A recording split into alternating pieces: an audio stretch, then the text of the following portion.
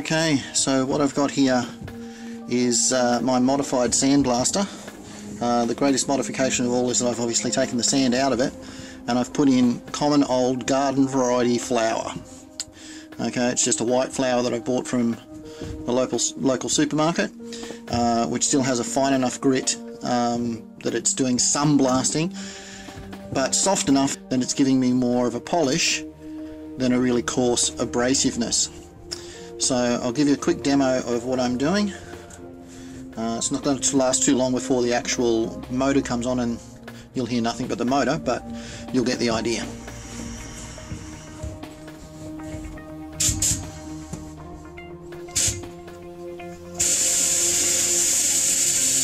And you can see the jet there that's coming out.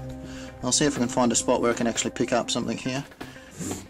Okay, so this is quite tricky to see, so what I thought I'd do is pick just one spot. I'll go for that one there where there's a little bit of detail there, and you can see that's quite black where the polisher can't really get in there.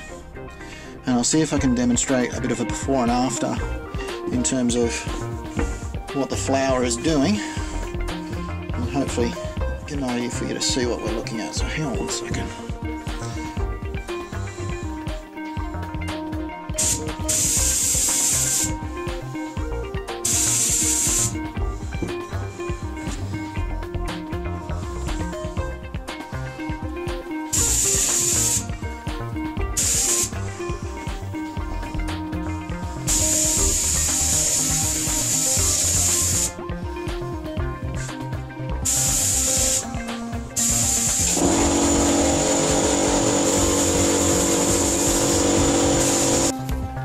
So I'll just put some light on so you can see there's a spot that hasn't been done yet, as opposed to the couple of spots that I have done. So it's by no means perfect, but the detail that's actually bringing back into it, sort of thing, in terms of cleaning it, is going to go a long way to what we want to do. And it's still very time consuming. You can see here a couple of bits and everything else where it's probably had a better effect in terms of shine, but there's still a long way to go.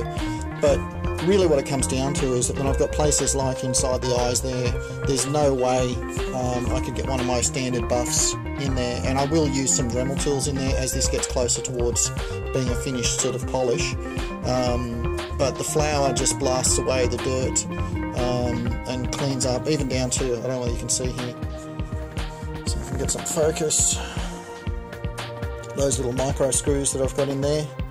It just brings the detail out on those as well, which is lost to the actual the standard polishing process, for want of a better term. So, you know, is not real great at the moment, sort of thing, but with a bit more blasting with the flour and then hitting with the buff and then back to the flour and doing that a couple more times. Like I said, this is the final polishing stage. You can see here we've got some really deep sort of scratches.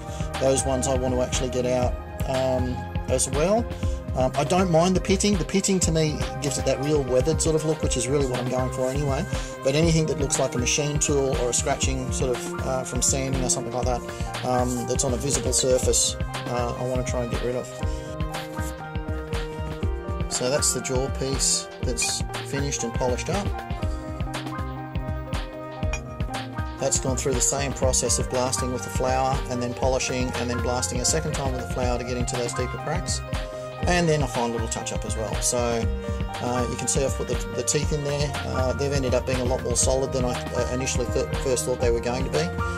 I'll probably, when the head is actually more like complete, is I'll whack these bits into storage and put the head on as part of the last process so that they're not getting damaged. But overall I'm pretty happy with the look of that so far. And yeah, it's shined up quite nicely.